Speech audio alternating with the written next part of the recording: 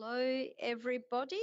Can I just confirm, Wendy, that this is being recorded and the live stream is on? Is that a thumbs up?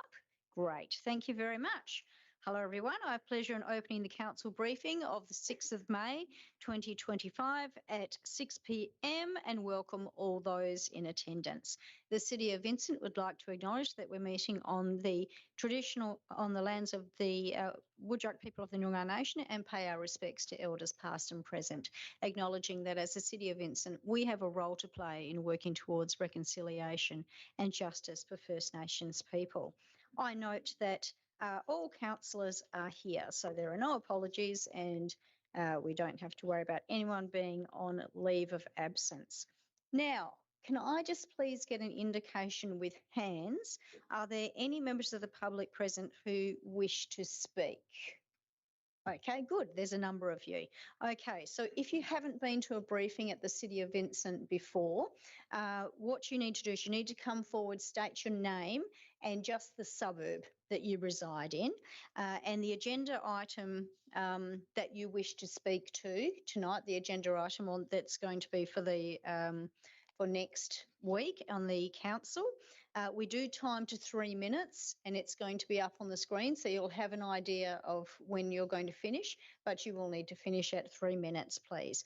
If you're going to speak on the same item as someone who's spoken before, we do ask that you maybe just acknowledge that you agree with something that someone has said, if that's what you believe, and add your points rather than needing to go over everything all over again. So the meeting is being live streamed, and if you don't want to appear on the live stream, please let us know at the beginning of your remarks and we can stop that. The summary of your remarks are going to be included in the minutes, and any responses, if they are required, will be in the agenda of the council meeting for next week. And the items that you've asked to speak on will be brought forward first. So we will talk about those first. A reminder, no decisions are going to be made at tonight's meeting. This is an opportunity to ask questions and to make some statements. So would anyone like to come forward, please, first? Just need to say your name and the suburb. Raffaella, North Perth, agenda number 5.2. My name is Raffaella and I'm the owner of La Mortazza. 2 years ago, we began our journey by applying for a liquor license, followed by a change of use of trading hours application. Our vision has always been to open an authentic Italian cafe in Perth, a place that truly captured the spirit and warmth of Italian hospitality. To bring this dream to life, we respectfully request an extension of our trading hours until 9 p.m. Although we currently hold a small bar license, it was obtained solely to allow us to serve traditionally Italian aperitivi alongside small appetizers. We want to emphasize that we do not intend to operate as a small bar or pub in any form or way, now or in the future. Extending our trading hours is essential for us to complete our vision. With council support, La Mortazza would be able to offer coffee and breakfast in the morning, pasta and panini for lunch, aperitivi with appetizers in the late afternoon, and full menu of pizza and pasta for dinner. We sincerely hope the Council will take these two in consideration before making a final decision on our application. Our goal has always been and remain to be a true Italian cafe, not a bar or pub, and to contribute positively to the local community. Thank you for your time and consideration.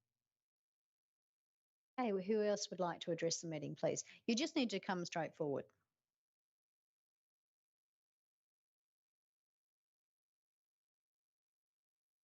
Hi, my name is Patricia Sinclair and I'm from Grosvenor Road, and this is item 5.1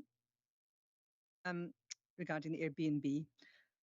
Western Australia is experiencing a rental crisis and there's plenty of short-term accommodation available in and around the city based in much more appropriate spots than in our residential street. And we've got a strong community. We're very respectful of one another. We live in a really good area where we look out for each other. And I don't think a revolving door of up to 8 people coming and going on short-term basis will add anything to the street whatsoever. I think that there'll be the potential for noise, more refuse,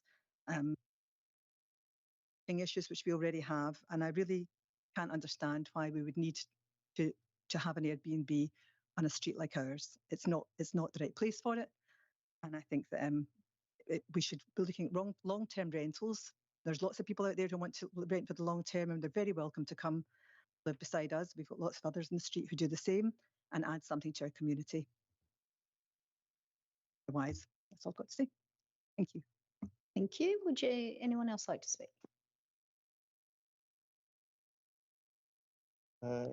Good evening, Mayor, Councillors and Executive Officers. My name is Stan Genchol and I'm the landowner of 20 Grosvenor Road, Mount Morley. This statement is made in relation, obviously, 5.1, changing the approval of the land use to holiday house. This is a property that I grew up in.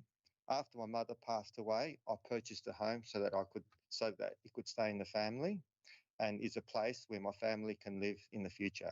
We love this place. We have restored the house so that it is beautifully presented and is a place that families can enjoy. Whilst we are not living at the property, it is important to us that the house adds value to the streetscape and that we do not cause any disturbance, disruption or loss of amenity to our neighbours. We discussed with some of our neighbours our plan to use this property for short stay accommodation, and there were no objections made at that time. We have appointed a management company to ensure that we only allow respectful people to use the property. We have been operating the property for short stay over the past 3 months with no issues. Our adjacent neighbours have advised us verbally that they have had absolutely no issues with noise or any concern with the people staying at our house. We are at the property usually weekly, ensuring a high level of upkeep. I had the fortune of meeting 2 of our guests. One was from North Perth that stayed for 2 weeks due to an insurance repair on their property. And they were so grateful that such accommodation was available, otherwise they would have to go to a hotel with 2 adults and 3 children. On another occasion, we met a family that came from Broome to stay for a week. I hope this demonstrates to the council that my family home typically attracts families which value that location and are respectful of the surroundings. We look forward to welcoming all councillors to the house tomorrow at 5 p.m. to show them our family home and that the proposed use fits well with the surroundings of the property and particularly the town centre. I hope you see merit in having a short stay in such a location and vote for passing this proposal. Thank you for the opportunity to make this statement this evening.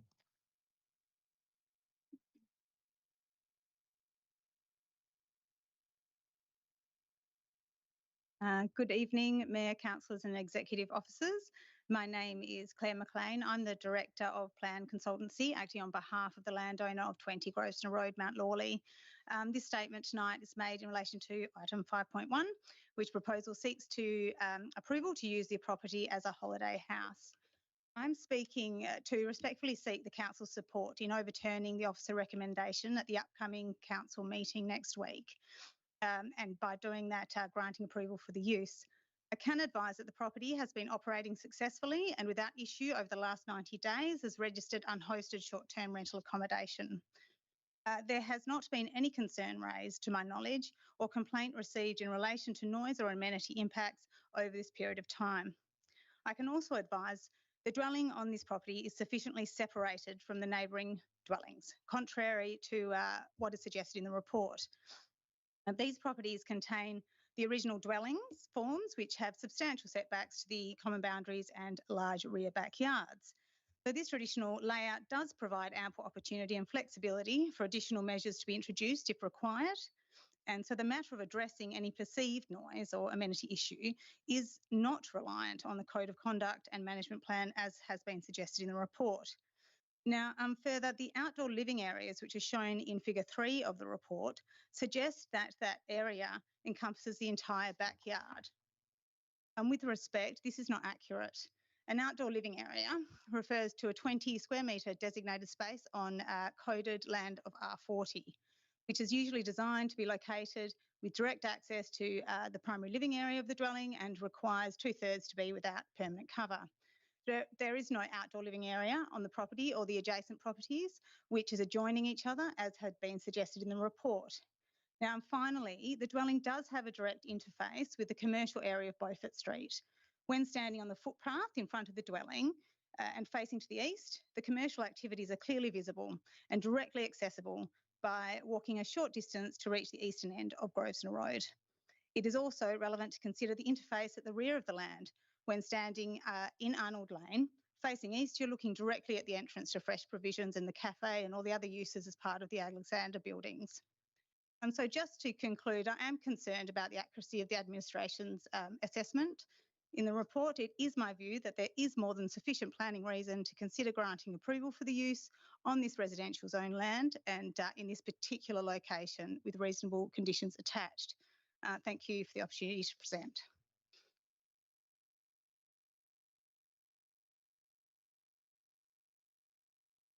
Hello, my name is Kate Hawker and I reside in Shenton Park.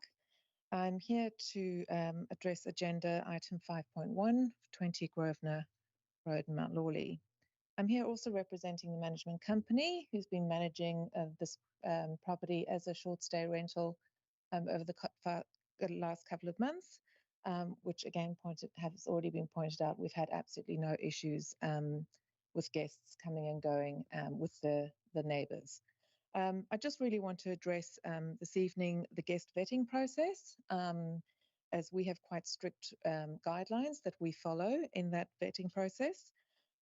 First of all, each guest has to have a government verified identification. They have to advise us of the purpose of their visit, and they also need to give us all the full names of all the guests staying. They've got to also give us a reason for their stay, and also confirm that they'll abide by all the house rules which get provided to them at the time of their inquiry. They also have to confirm that there'll be no parties, gatherings or events at the premises and no unauthorised visitors. We also then check if they have reviews, we check those thoroughly and also check through social media with the full names that we've been provided. It is in our interest as well as a management company that we have good, respectful people staying at this property.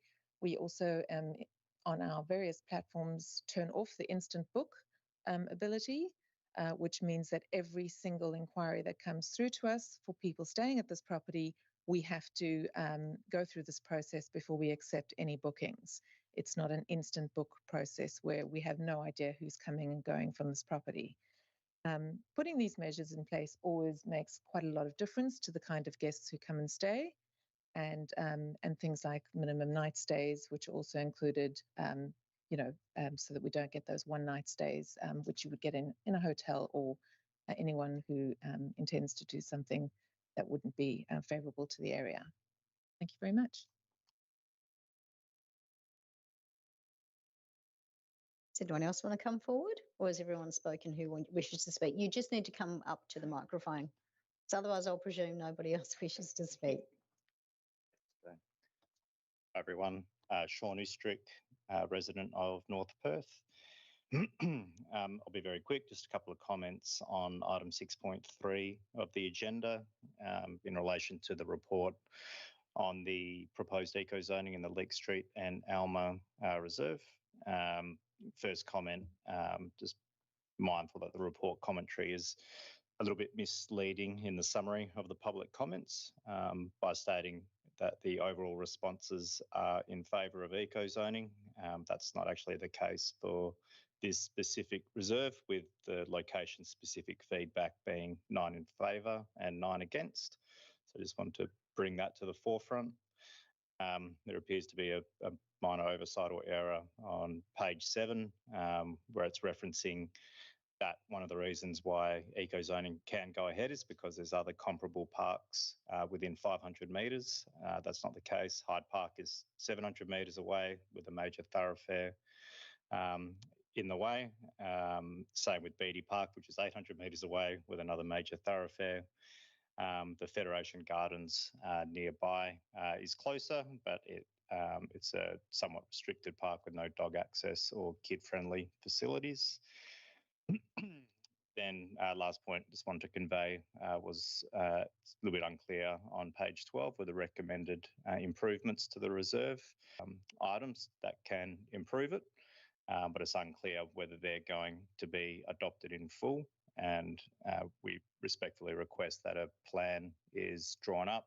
Doesn't need to be a external commission of an architect or a placemaker or anything like that. It can be a PDF markup, but just something so there's clarity for the community as well as the council. Thank you for your time.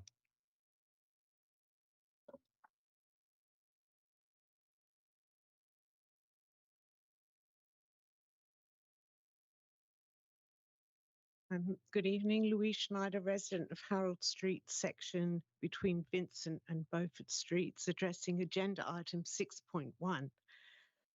I would like to respectfully make the following comments to council. The draft Beaufort Street Precinct Area Road Treatment Implementation Plan contains numerous suggestions to convert this section of Harold Street to a one-way eastbound conversion. It also contains suggestions to apply other traffic calming measures such as speed nodes. In my view, only implementation of a one-way system will alleviate the traffic issues. Both this council and the council led by the previous mayor have recognised the significant traffic issues faced by residents in this section of Harold Street. Council members should now be fully aware and informed of the unique aspects of this street, such as access from both Vincent and Beaufort Street and the ensuing traffic chaos, no abutting intersections in the length of the street, and no laneway access for residents. And the worst thing, use of the street as a rat run. All of this has been presented to and acknowledged by council in the past. The need for traffic remediation has been recognised by both Main Roads and the City of Vincent as far back as 2021. This has been a live issue now for almost 4 years, and respectfully, in my view, a decision needs to be taken. Finally, the report mentions low-level community support.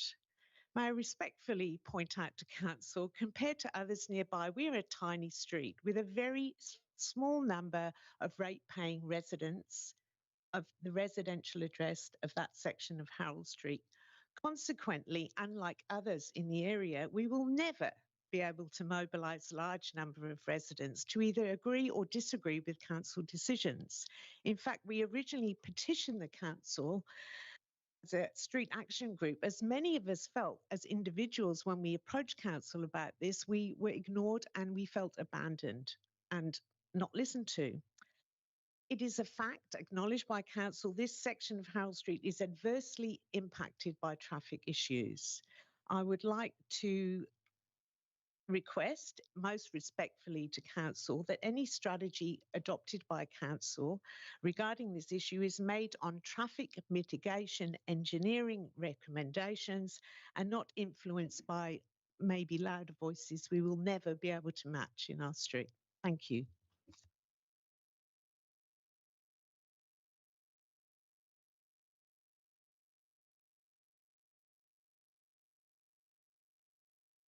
Suzanne Buslinger, resident of the section of Harold Street between Vincent and Beaufort Streets, Mount Lawley, addressing agenda item 6.1, and I strongly support Louise as my neighbour.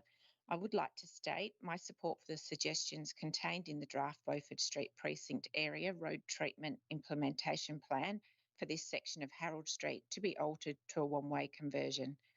As a resident of this section of Harold Street, I feel this measure would help alleviate the ongoing traffic issues affecting the residents of my street on a daily basis. In my opinion, other traffic calming measures such as speed nodes will not be sufficient to reduce the ongoing traffic problems affecting my street. Thank you.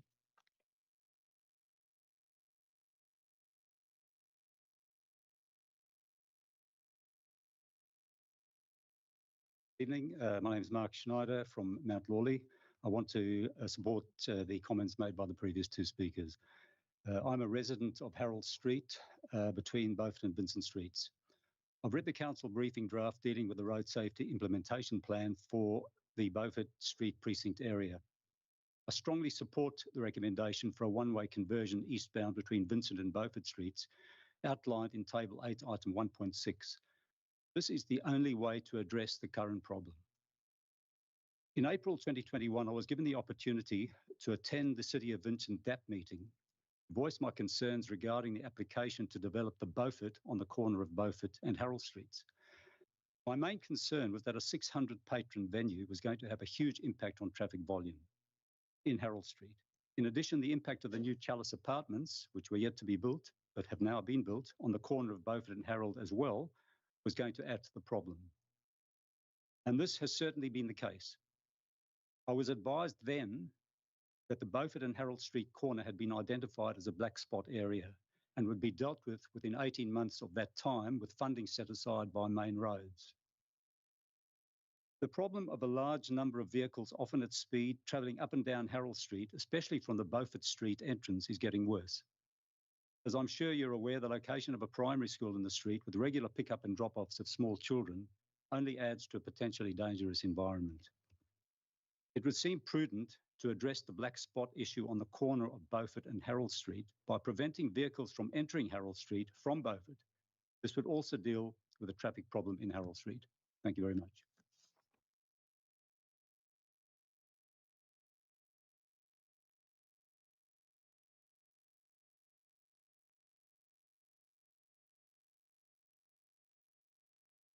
Good evening. Dudley Meyer of Highgate, and I'm speaking on the same item, 6.1, Beaufort Street precinct traffic.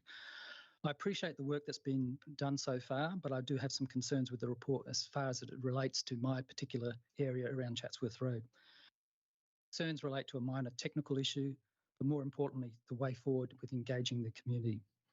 I've got a minor concern with making St Albans Avenue one way. I understand the reasons, I appreciate it, but I'm afraid that it might be the straw that breaks the camel's back, and that will garner enough opposition for people in our cell that the whole plan is killed.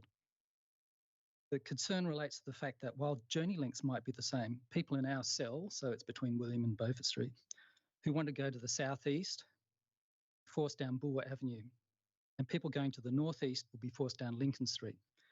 Both those segments are next door to the primary school. So there might be some arcing up from the primary school community. Another alternative is people might start to use the laneways. So that's a minor concern. My main concern is about engaging the community. In most traffic management exercises, there are winners and losers. And the challenge is to convince the losers that the loss is either illusionary or minor, and that the overall net gain to the community is a positive. We saw in the Leek Street shambles, I call it, and the Norfolk Street fiasco, how things can go terribly wrong. With Norfolk Street, there were people who were probably potential winners, but they didn't want to change, and they were easily convinced by the naysayers in their community. They objected and potentially lost out. I'm concerned with the recommendations. Clause 2 is very good. It's engaging with the community. But Clause 3 is an issue. It basically says we'll following the community feedback, carry ahead with the design process on the one-way conversion for the 3 streets. But what's the point of engaging with the community when you've already committed to the outcome? Council members should be actively involved in the engagement, at least at managing it, if not participating in it. You shouldn't be leaving it to the staff with just these drop-in sessions. You should actively workshop the alternatives and present them to the community. We've seen how dumping reports and plans on the community without presenting a simple rationale just elicits negative responses. It's not good enough to expect residents to read through a 30-page, high-level technical document that just contains a lot of background with no alternatives or details. So the ball's in council's hands. I think you should get actually actively involved in the process rather than just handing it to the staff, and we end up with a process like the Norfolk Street shambles.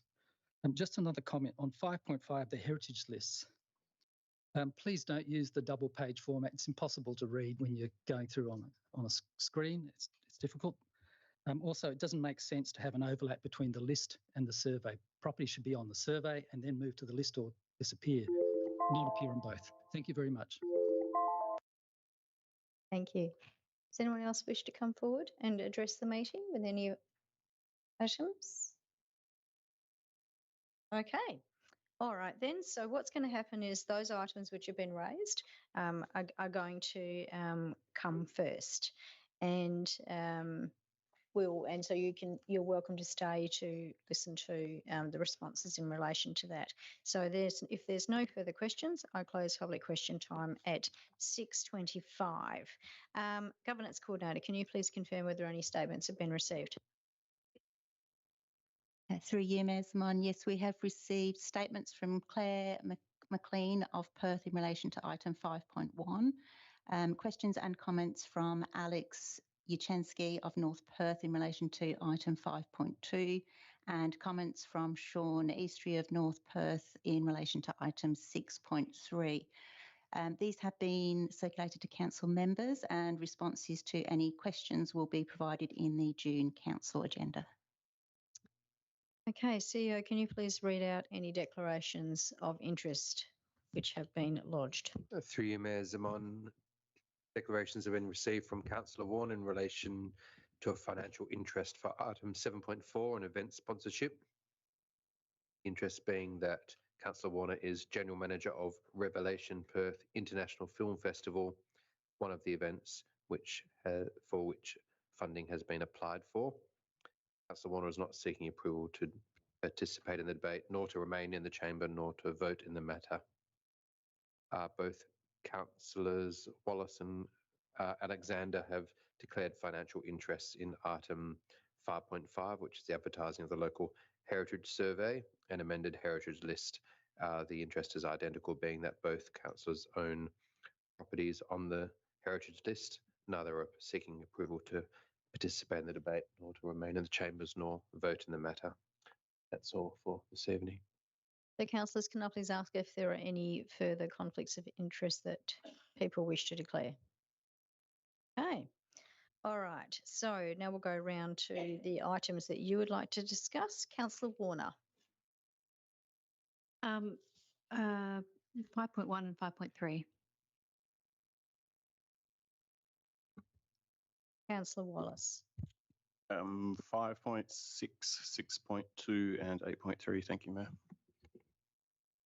So sorry, 5.6, 6.2 and 8.3. 8.3. Thank you.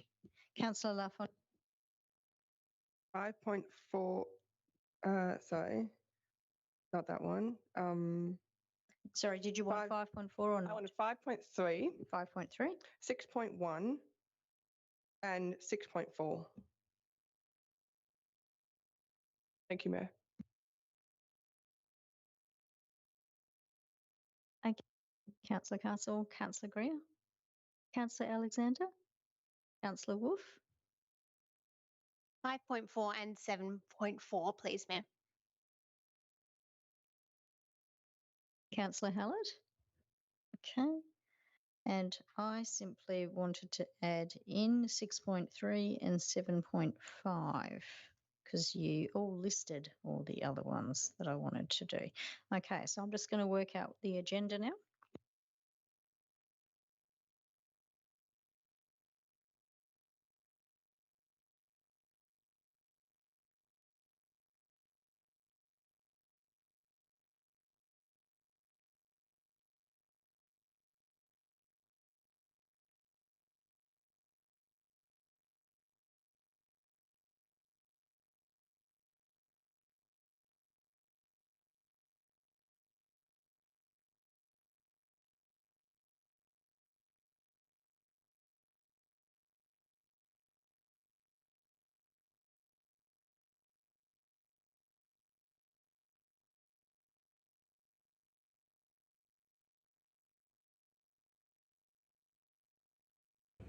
Support me.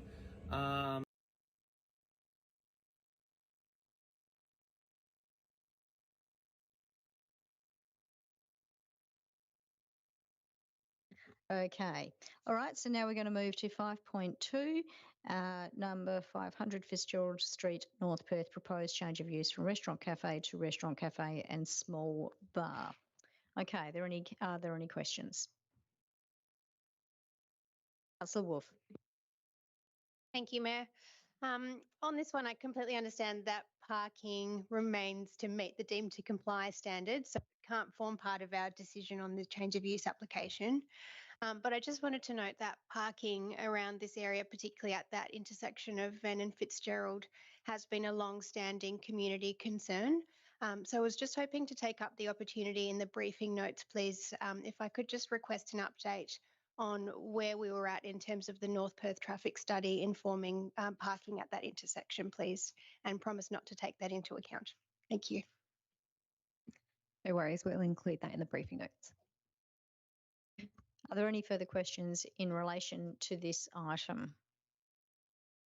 Okay, I'm going to move on then. So the next item is 5.1, number 20 Grosvenor Road, Mount Lawley, proposed change of use from single house to holiday house. Are there any questions? Councillor Warner. Thank you, Mayor. Just a couple of things.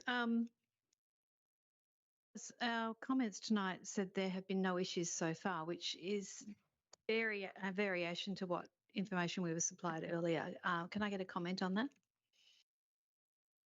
Through you, Mayor Zamon, yes, so the land use commenced operation in late December last year when it registered on the STRA register. So it's operated for 84 nights out of the 90-day exemption since, I think that's slightly changed since we published our report. In that time, it did receive one complaint around the Christmas period that was addressed.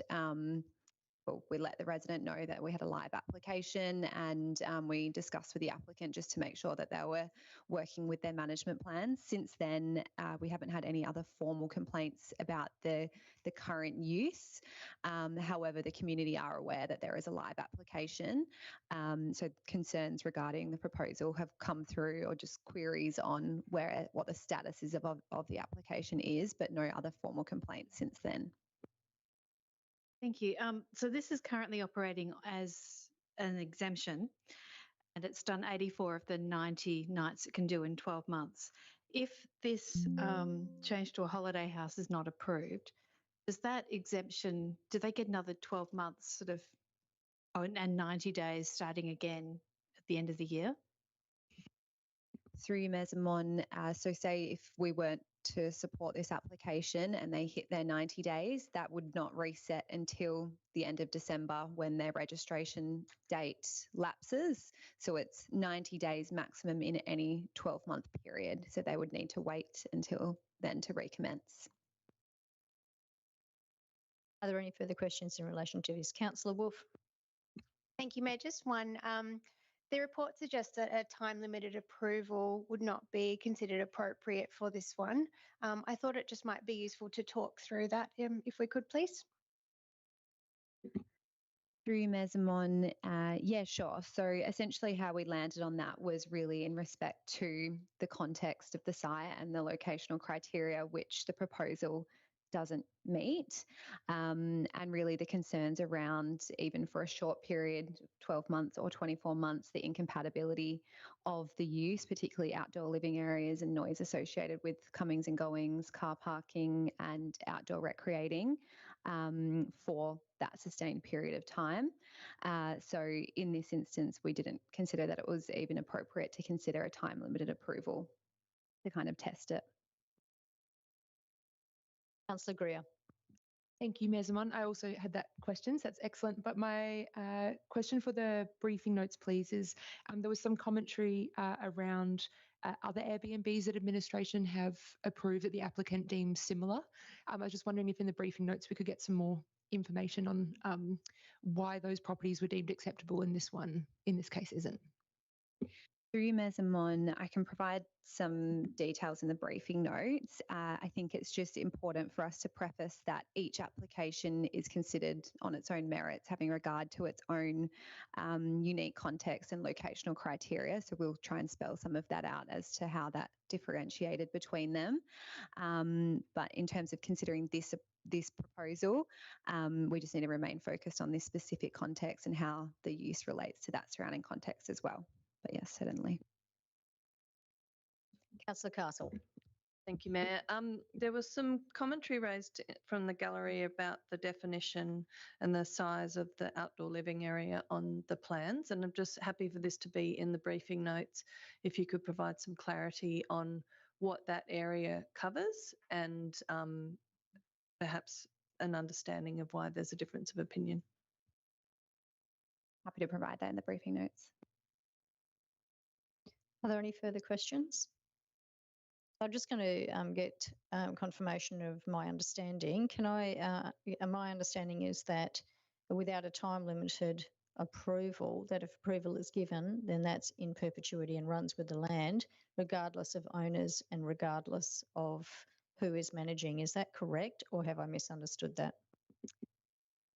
Yes, that's correct. If we were to approve it, there'd be two options: applying a time limited approval, or approving it in perpetuity, which we would likely put a condition of approval on there for them to meet the management measures within their management plan. So they would need to stick to those measures regardless if the owners changed. But yes, it would be in perpetuity. Are there any further questions in relation to this item? Okay, so I'm going to move on to the next item. So the next item is 6.3, response to petition Alma Leak Eco Zoning. Anyone got any questions in relation to this? Councillor Hallett. Yeah, just wondering, in response to one of the comments from the gallery, is it possible for administration to consider updating the report to include a diagram of those additional items that were discussed? Through the Mayor, Manager Parks is online, but I'm quite comfortable to suggest that we can include that as an attachment.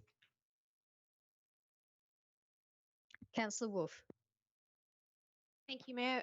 Some of the community feedback that came through regarding Alma Leak was around the previous eco-zoning in 2017 of that southernmost section. Are we able to confirm whether we can have any future tidy-ups of that section as well, please? Thank you. Through the chair, yes, we did do a bit of a site visit to have a look at that area, and yes, there is some work that we can do on that, and we'd likely do it at the same time as doing the works for the other side. Okay, are there any further questions in relation to this item? Okay, so we'll move on to the next item. The next item is Draft Beaufort Street Precinct Area Road Safety Treatment Implementation Plan. Are there any questions in relation to this item? Councillor Hallett. Thank you, through you, Mayor. I just had a similar thought about the item 3 in the motion around the wording, and wondered if that was on purpose or perhaps just could be revisited in terms of the assumptive ahead, regardless of the outcome of community consultation. But through the chair, that was the wording in the actual report, was it, or the technical report? Can I just, can I say that's okay? So can I just suggest that it says number 3, following community feedback supports administration in initiating the design process for the one-way conversions, etc. Perhaps a clearer proposal would be following community feedback and subject to majority community supports administration in. So if it was something along those lines, it would at least not, it would mean that you would need to be satisfied that there was majority. Sorry, no, sorry. Sorry, the CEO just wants to comment. Through Mayor Zaman, we certainly do the community feedback, but the traffic safety proposals don't necessarily depend on having 51% support of those submissions received, because it gets quite difficult to understand the nature and type of that. So it's not necessarily a black and white vote from the community consultation, it's a council decision. Councillor Hallett. And administration suggests an alternate wording that doesn't incorporate the majority, because I agree that that's not appropriate to include. But also that it looks as that actually has incorporated community feedback, because there might be some strong preferences. Through the chair, yes, we can look at the wording, and we do consider community feedback.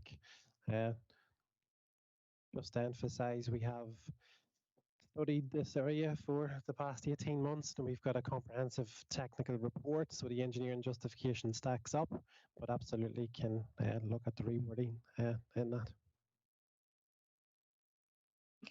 Councillor Castle. Thank you, Mayor. Yes, sorry, I was shaking my head vigorously for the same reasons that the CEO pointed out, because I would not be comfortable locking council into one way or the other based on a straw poll. I guess my question in relation to this comes at it from a different angle. Can we have a little bit more clarity about what engage will look like? Yes, through the chair, we have been working with residents around the Highgate area for on and off for a 2-year period. Just to remind Council, this was a black spot project on the corner of Harold Street and Beaufort Street that was pre-approved back in 2022 for delivery. We've taken the opportunity now to fully review through a precinct-wide analysis. Through that period, we've consulted with Harold Street residents and business owners extensively on treatment opportunities, and now we've sat with Main Roads, PTF, DOT, City of Perth and ourselves through this traffic analysis with ARAP as the consultants to do a wider precinct-wide study that details the 22 treatments that we propose over a 6-year period. And it is an implementation plan. It's high-level costed, and it meets what Council resolved to be met 12 months ago through that Council meeting back in 2024.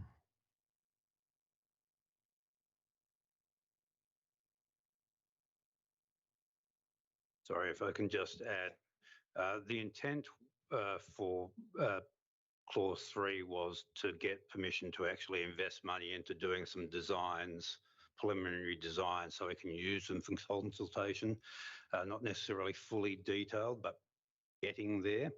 Wasn't actually, and then being able to go to Main Roads then with those designs to say would they be likely to be supportive of funding for those projects based on the consultation, so we can use that design for both a consultation piece and consulting with Main Roads. It wouldn't be the intent that we would get necessarily approvals at that point, but we'd be hoping to be some way down the road should that approach be generally supported in a holistic way for traffic management. Thank you. That helps, because my next question was really what is administration trying to achieve, and when will council next be engaged on this? So I am very happy for this to be considered in the week. I would request that some consideration in clause 2 be given to the word engage, referring to the IAP2 structure, and perhaps reflect exactly what we are doing. Are we going to consult? Are we going to inform? And the various levels. And then support is probably a little bit loaded in this context. So I think that recommendation could better reflect what administration wants to do as a result of the consultation before this comes back to council. Because if it is a council decision to actually do the work, that needs to be clear that administration is not just going to go ahead and do a whole lot of works in the area without coming back to council. I understand now that's not the intention, and that's probably just can be worded a bit better. Thank you. Councillor LaFontaine. Thank you, Mayor. First, some of the questions I think have already been answered.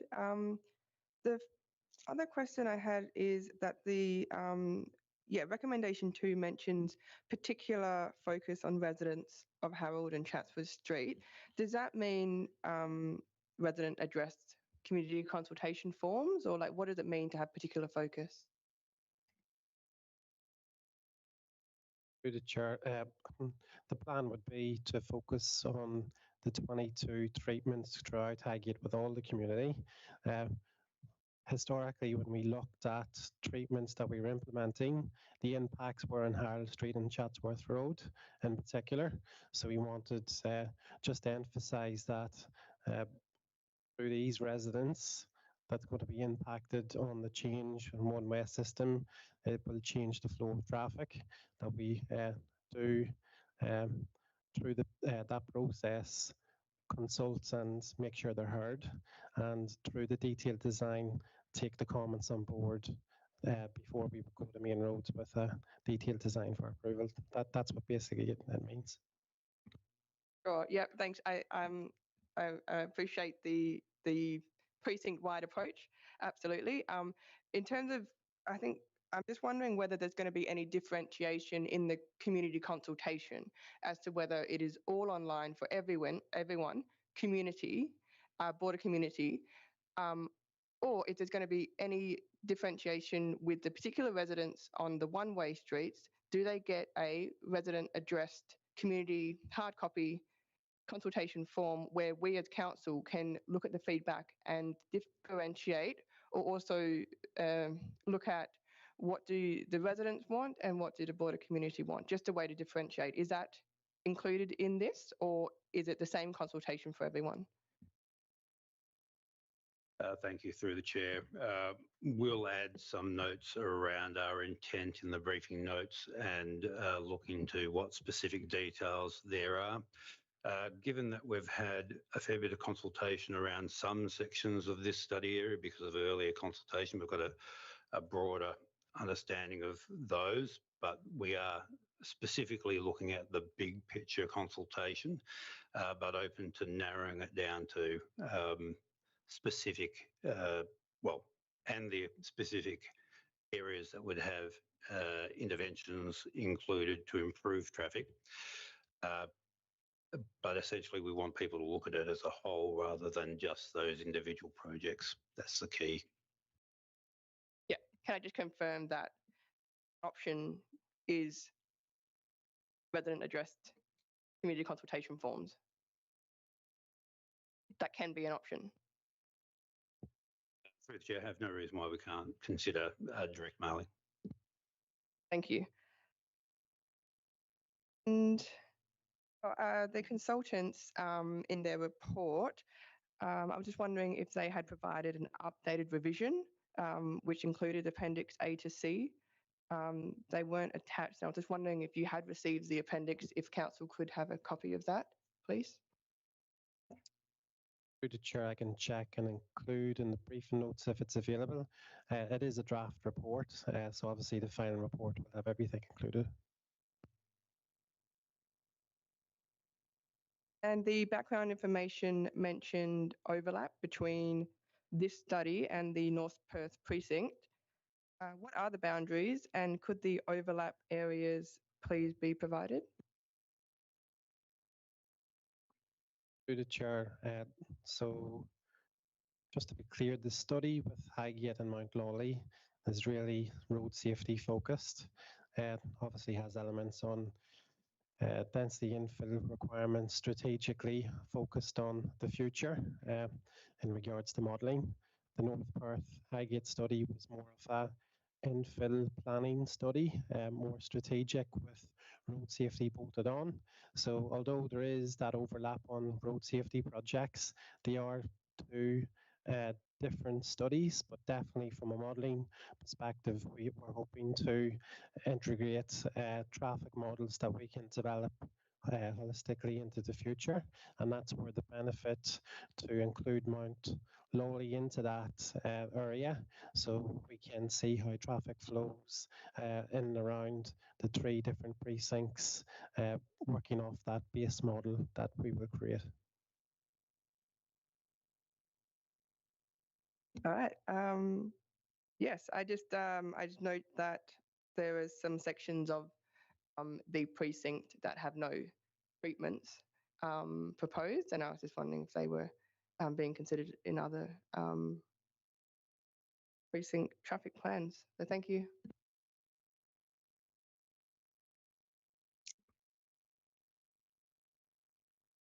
sorry, through the chair, Councillor, if you'd like to specifically identify the area to us, we'll be able to address those in the briefing note if you like. Yes, there's Joel Terrace. Thank you.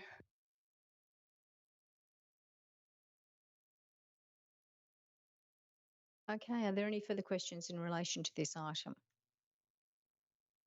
Okay, so I'm going to move on to the next item, and the next item is is 5.5, advertising of local heritage survey and amended heritage list. And I notice that both Councillor Wallace and Councillor Alexander have declared a financial conflict of interest. So if you're able to just go grab a drink, we'll call you when we've dealt with this item. Thank you.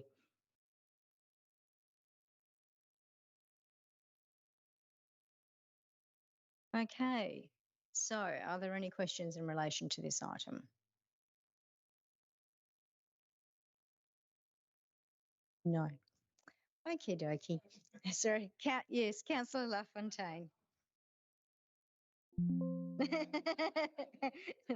That's fine. Okay, well, we'll go get the two councillors and bring them back in. Thank you.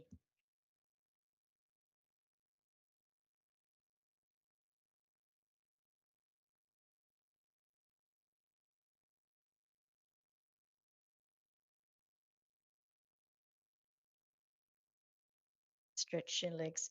Okay, so now move to item 5.3, number 188 Vincent Street, North Perth, proposed alterations and additions to place of worship.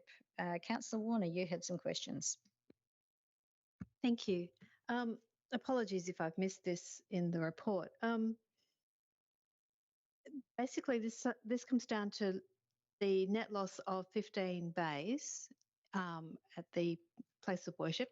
Will this have an impact on the community, as in, are we expecting then to have more parking because of for the facility taking up residential streets? Or are we expecting any sort of flow-on effect because of 15 bays being removed? Through Mesamon, so there's currently an existing surplus of bays for the site, and they would be maintaining a 6-bay surplus. So they're removing 15, they're adding another 5 bays, and then they still keep a 6-bay surplus. So there's still sufficient parking for the use and the number of people they have attending in accordance with our non-residential parking policy. Councillor LaFontaine, did you have some questions in relation to this item? Yes, thank you, Mayor.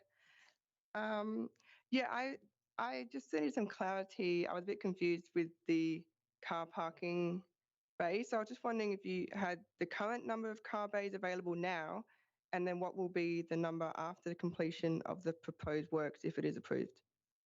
Thank you. Through Mesamon, I'll provide that in the briefing notes. Thank you. Councillor Wallace. Thank you, Mayor.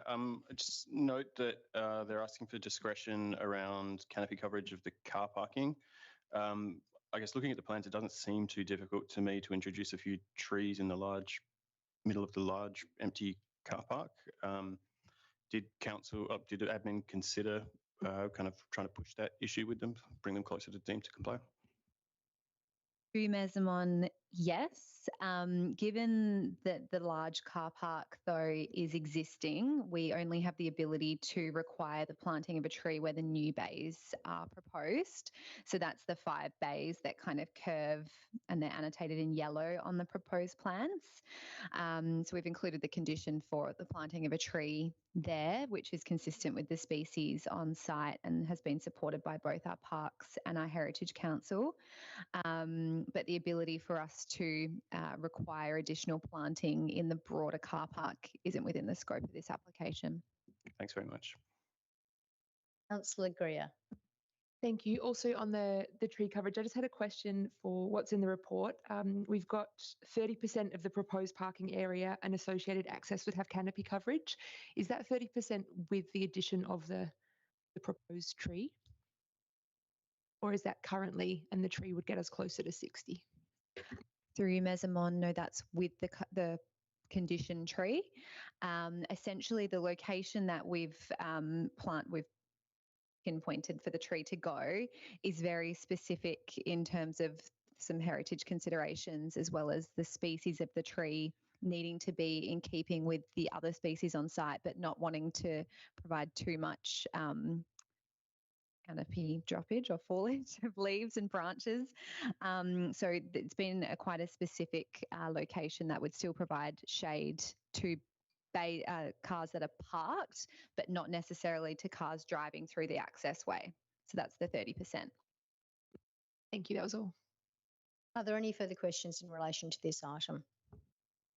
Okay, moving on to the next item. So the next item is 5.6, advertising of draft sustainable Vincent framework and enhanced environment strategy. Councillor Wallace, you had some questions in relation to this item. I did, thank you, Mayor. Just had a couple of queries around some of the targets that have been set. So on page 33 of the document itself, there's the target to embed water-sensitive urban designs in all projects, and it goes on a little bit. I guess I was just wondering what the threshold is for what a project is with respect to our engineering and drainage works. Does that mean like all drainage, roadworks, that kind of stuff that the city does now will have water-sensitive urban design embedded, or is a project kind of like a major piece of infrastructure work? Through you, Mayor Simon, we'll provide that through the briefing notes. Thank you. On that same target, I think when setting a target, like a common good framework for a good target is to make it smart, specific, measurable, achievable, and it goes on a little bit as well. But I find that target a little bit general. Like I don't know how we're going to measure ourselves against that. I don't know what it's really seeking. Could you provide some, I guess, detail around that in the briefing notes, and potentially even a couple of alternatively worded targets with something that is more specific, measurable? Yes, we can do. Just to clarify, that's the one that's worded about embedding the water sensitive urban design.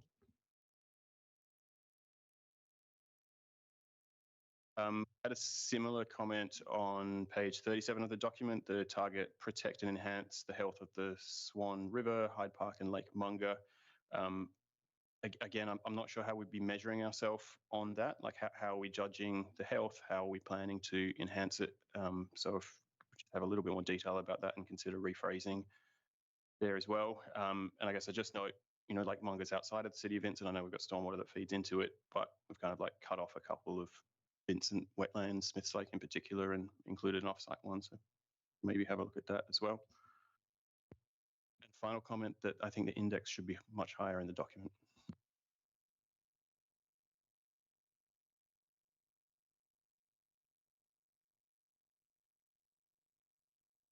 Noted. Does anyone else have any questions in relation to this item? Okay, so now we'll move on to the next item, which is Beatty Park Reserve toilet block installation 6.2. Councillor Wallace, you had some questions? Yes, thank you, Mayor. Just wondering about the proposed locations. I saw we went out for consultation on 2 locations that look almost identical to me. Was the northeast corner of the site considered a potential spot for the install of the toilet?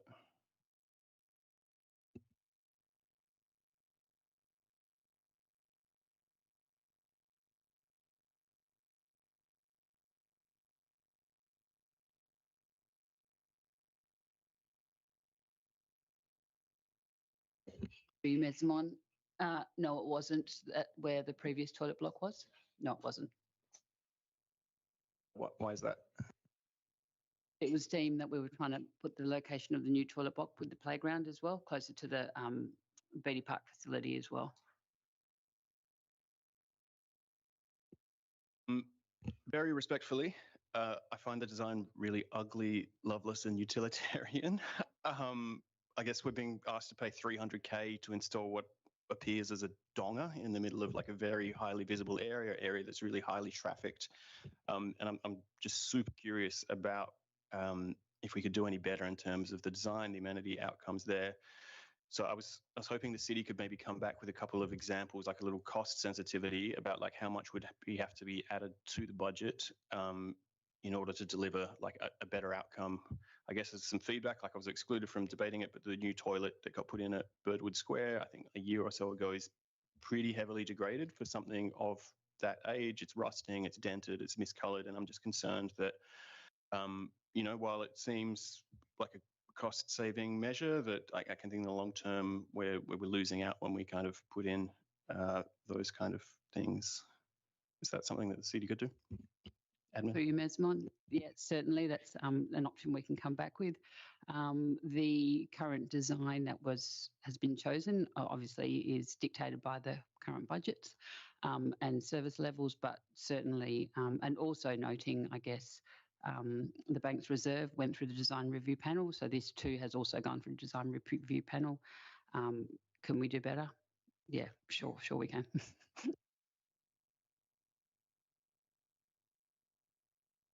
Councillor Greer. Oh, sorry, Director, did you want to quickly respond further? Yes, I guess also worthy noting it, the actual design and budgets constrained by the grant funds that were allocated as well, so that comes into consideration. So we build to a budget to a degree, trying to make sure that functionality is addressed, while also trying to balance form. But I understand the points, and we certainly can look at that in the briefing notes. Well, yeah, personally would be supportive of spending some more money and getting something the community could be proud of in that location. Just on the budget, 300K does seem like a lot of money for a modular drop-in. Can I request a little bit more detail in how that number was arrived at in the briefing notes? Thanks. And the need for a 65K contingency if it is a modular design. Yes, we can include that in the briefing notes to have a bit of a cost breakdown. Thank you, that's all. Councillor Greer. Thank you, Mesamon.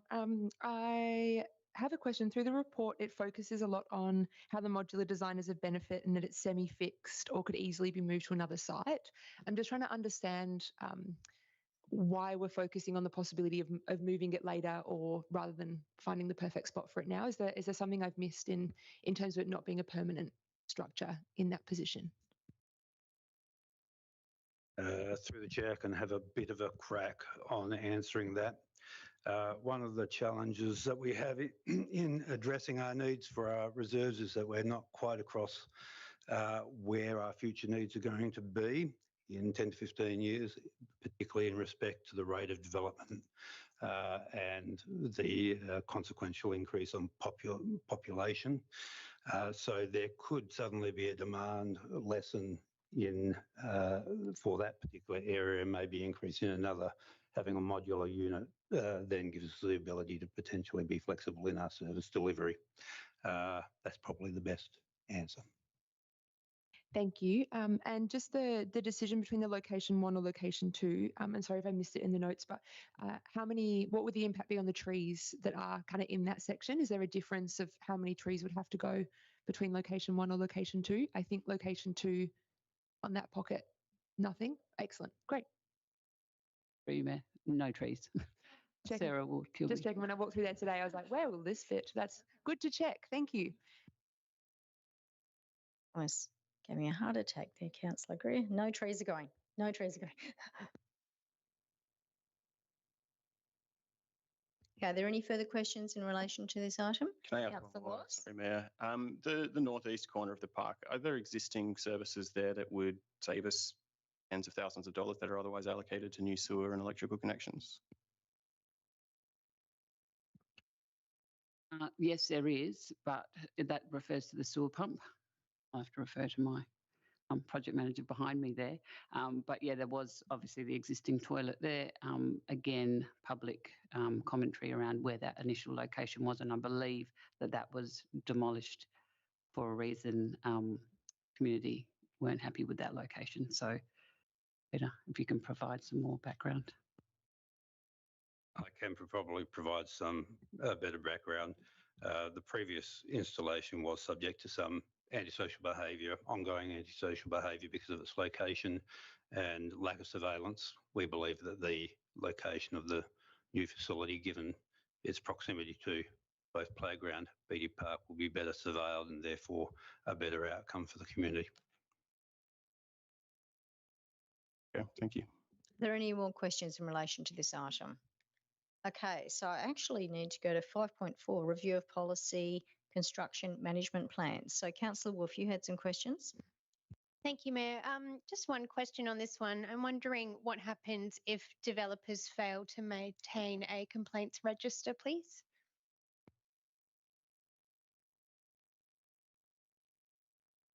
Through you, Mayor Simon, I guess the complaints management register forming part of the CMP, we would work with the applicant or the developer to make sure that that was included if they didn't. Developments that would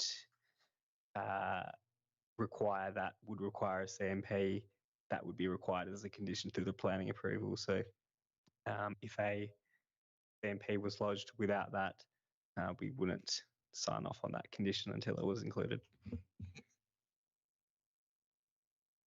Any further questions? I've got questions in relation to that. Okay, so my questions are that I note that the need to protect pathways is implied, but it's not explicit. And one of the concerns I've got is the number of pathways which are made unusable for extended periods of time. Is there any suggestion that we are going to prohibit the shutting down of pathways? And if so, but if we are allowing it, is that there's going to be clear time limits on how long, on when that, and how long they can be unusable? Through your Mayor Simon, we can provide that through the briefing notes. Okay, the other information I would like is in relation to cranes. I recall a number of cranes that, particularly when Pindon went bust, were left hanging over residents' houses for several, actually I think it was a few years down on Wright Street. Can I ask, is there any capacity to prohibit cranes being left over adjoining properties? Because it is actually quite a serious safety issue. And I know I wouldn't like to have to look up, see a crane just above my house almost indefinitely. Your Mayor Simon will provide that through the briefing notes too. Okay, and this is also, it's about the issue of the use of road reserves. Again, you've talked about being able to use the reserves, the road reserves, subject to getting permits. What sort of timeframes are we talking about being made available for people to be able to do that? Mayor Simon will provide that through the briefing notes as well. Councillor Wallace, you had some questions. Thank you, Mayor. I just had a question on, I guess we've got the enhanced enviro strategy on the agenda tonight as well. We talk a lot about waste material recovery. Do you think it's worthwhile including a requirement for SEMPs to include consideration of waste material and potentially even some targets for reuse? I think it'd be a good opportunity to kind of like implement some of the targets of the EES down into on the ground stuff. Your Mayor Simon will provide that thought through the briefing notes. Another one is parking provisions for workers. I don't have a suggested clause or anything, but does admin think it'd be worthwhile to include some requirements for discussion of that?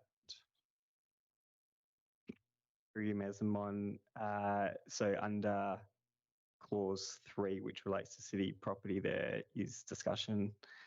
Clause 3.4, which talks about the use of restricted on-street parking bays isn't to occur unless a construction parking permit has been issued by the city.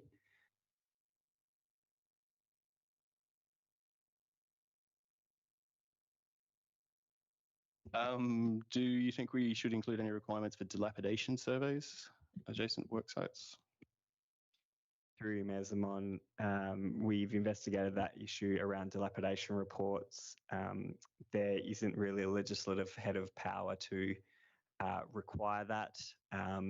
The Building Act, which would apply irrespective of the city's policy, identifies that any works to be undertaken in a way that doesn't have adverse impacts on adjoining properties. So we haven't included it as a particular policy standard, but in the supporting information sheet, we would provide some information that in most instances it would be helpful for builders to undertake a dilapidation report of the neighbouring properties in their own interest. Okay, yeah, that sounds good, I think. And then just a couple of questions on whether it's worthwhile including notification periods for out of hours works and construction parking permits. I know those are kind of like separate processes that occur outside of authoring of the SAMP, but if it's worthwhile just including for reinforcement in our SAMP guidelines that there are notification periods that do need to be adhered to when applying for either of those items.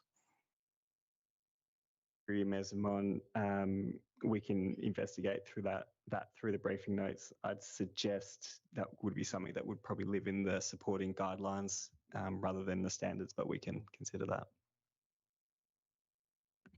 Cool, thank you. Are there any other questions in relation to this item? Okay, so then moving on to 6.4, response to petition Green Street. Councillor LaFontaine, you had some questions. Yes, thank you, Mayor.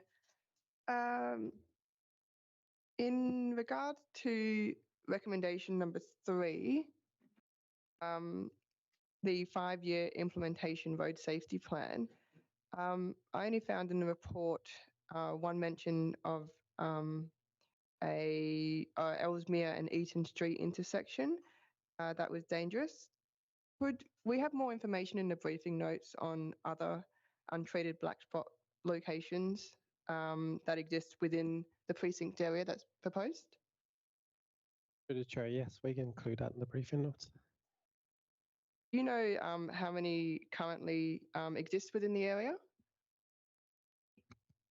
Through the chair, off the top of my head, mightn't be that many pre-approved black spot projects around the area. We've recently done a few low-cost treatments on Federation, Eucla, Tasman, Brady. Main Roads is doing the Scarborough Beach Road roundabout. But there certainly is some low-cost urban treatments that Main Roads fully fund. And this study would go part way in informing where the actual locations of them are. And we would talk to Main Roads to potentially fully fund some of them projects. And these would be, we would be prioritising the most severe intersections and the most injury prone. Sure, yes, that's correct. So pre-approved black spot projects or projects that have the most number of crashes and severity of crashes to have priority. But we just applied for one on Ellesmere and Eaton Street, and we're unsuccessful on that project on its own merit. So the study would inform a greater number of potential or projects that could become black spot projects, and the low cost urban treatment funding go somewhat to treat them before they become an issue. Are these black spot locations ones that have been black spot in the past and are not currently within the 5-year period categorised as black spot? Through the chair, yes. So through the crash maps, there's pre-approved black spot projects, and they're mapped through the crash map, and I can put them in the briefing notes.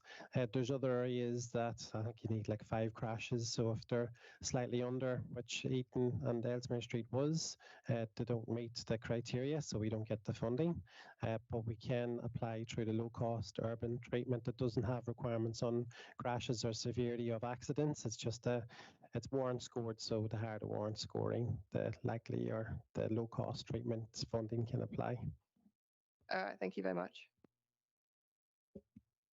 Through the chair, it's fair to say that we don't really have an understanding what the impact is going to be from the main roads works on Green Street on our local streets, and also still trying to get an understanding of the impacts as a consequence of the smart freeways interventions that impact Brady Street and Power Street. So the study hopefully will be picking up some of that. Well, hopefully needs to pick up what that is. So current environment's not necessarily going to be reflective post the works. So I think that's important to take into consideration. Councillor Castle. Thank you, Mayor. I have a question in relation to recommendation clause 5. Talks about consulting on the option of permanently slowing speeds to 40 k's. Could you provide some information about what that process looks like? My understanding is that the reason it's not already 40 k's is because of the classification of the road. So would applying for that to become a 40 k zone, would that require reclassification, or is there some sort of exemption process? Through the chair, so it is the local distributor road, and you're correct, it wasn't slowed because of the hierarchy of the road. Main roads are looking at local distributor on case-by-case basis, subject to, there's two things, so community support for that, and the item talks to that. And the second thing would be council support or adopting the road to be slowed as well. That's the two main things before main roads would slow a local distributor road. Needs to happen. Thank you. And I suppose not related to this particular item, but I wonder if there might be a piece of work that can be done in the future about identifying other local distributor roads that would be more appropriate for 40 k speed limit. Very topical through the chair. With the Perth Inner City Group looking at implementing 40-kilometre residential streets across the collective area, one of the talking points has been 40 k's an hour for local distributors, and there's a mixed view around whether they should be automatically granted 40 k's or whether it should be a case by case. Main Roads has indicated support for that. So we would look at post implementation for the Perth Inner City Group area. We will also look at and have an analysis of our local distributors and put recommendations to council. Councillor Greer. Thank you, Ms. Amon. Just a question in relation to recommendation number 1. As I understand it, the goal of the petition was to have these measures in place during the project and the road closures, and that now we've kind of hit near the completion of that project. But do we have any more information on administration's understanding of the date the project will be completed, or? Yeah. Through the chair, yes, Main Roads have indicated before the end of the financial year the project will be completed, and the road's not closed anymore. It's under traffic management, but it's functioning as a roundabout currently. Excellent, thank you. And just a question on recommendation 2.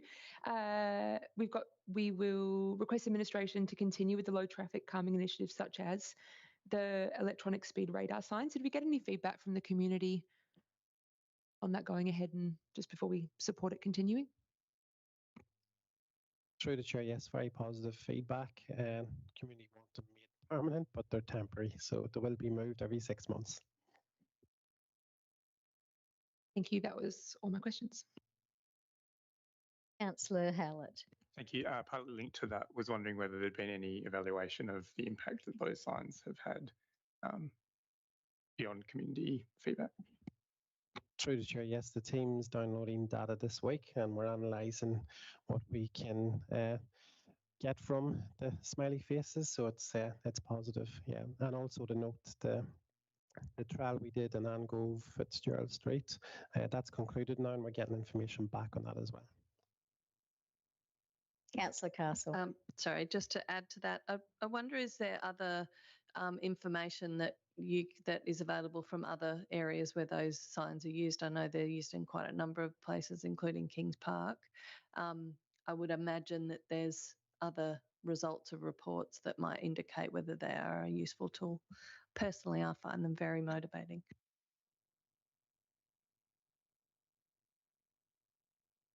There a response to that? Yes, through the chair. Not that they're very motivating. Yeah. No, we do talk to a number of councils, City of Perth being one, and yes, they use them. So does the town of Cambridge.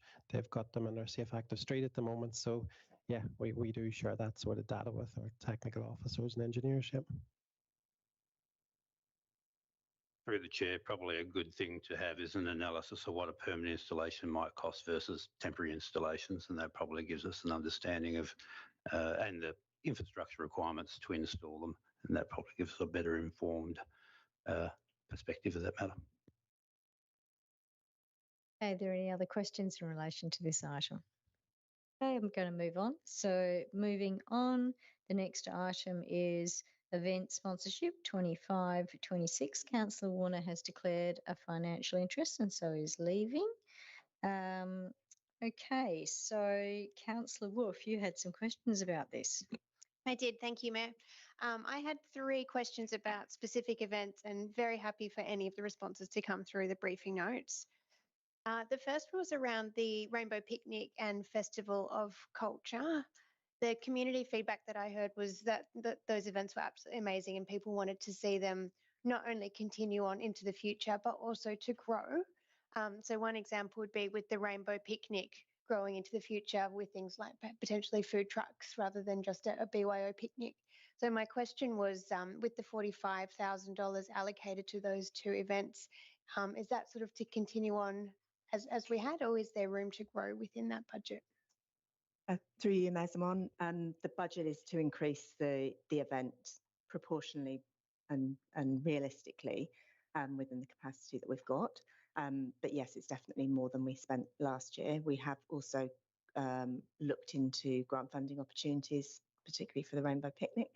So there could be capacity to increase the funding that way as well.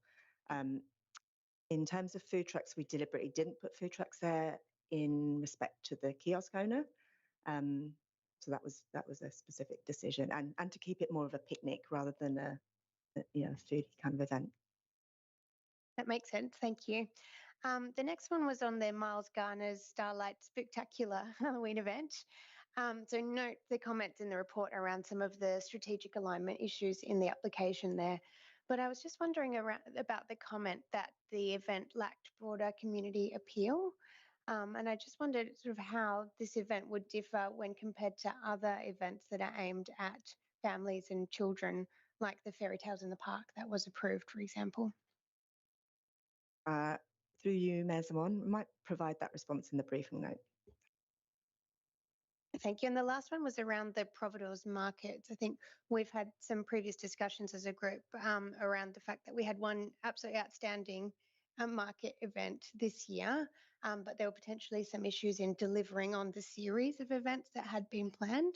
So I was just wondering if those issues had been resolved, noting the increased funding allocation for next year being proposed.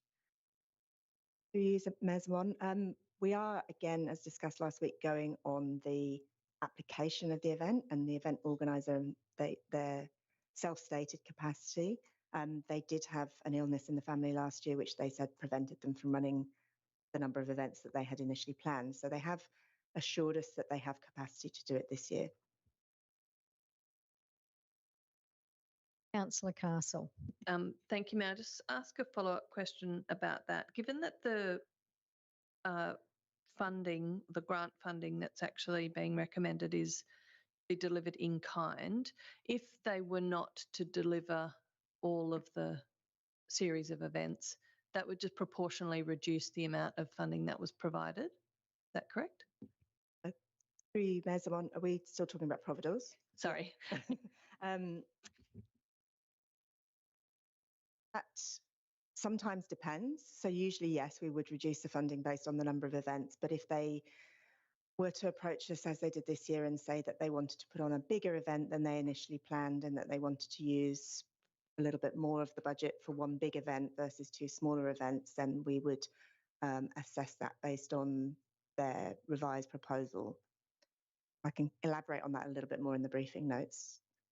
Thank you, that'd be great. And I suppose it would be interesting to know how you reassess the community benefit when there are fewer but bigger events compared to for smaller events. Okay, are there any more questions in relation to this item?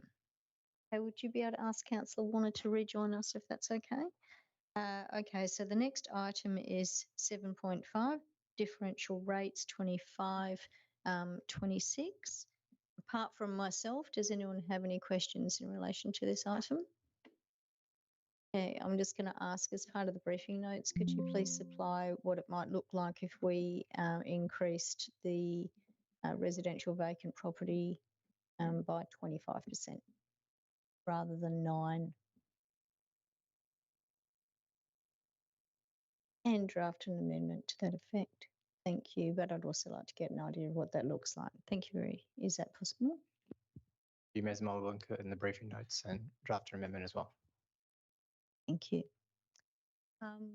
Is anyone else? Councillor Wallace. Sorry, I did have a question. Thank you, Mayor. I was just wondering if we could get, if the information is readily available, like what a median rates notice would be inserted into the table that kind of like lists comparable local governments and shows rate in a dollar residential levy based on a GRV of 20k, just like what a median household would be paying in those suburbs. Through you, Ms. Mon, there is some further information further down the report. We've included a couple of residential examples as well. So, but if you'd like anything further, just let me know. We can include that as well. I'll have a look at that. Thanks, Reece. Are there any further questions in relation to this item? Okay, so that brings us to the 8.3 information bulletin. Councillor Wallace, you had some questions? Yes, not about anything that's specifically on the bulletin this month, but I think in a workshop 8 weeks ago, we talked about potentially getting some snaps and solve stats inserted into the info bulletin going forwards. I was hoping for an update on the progress of that request.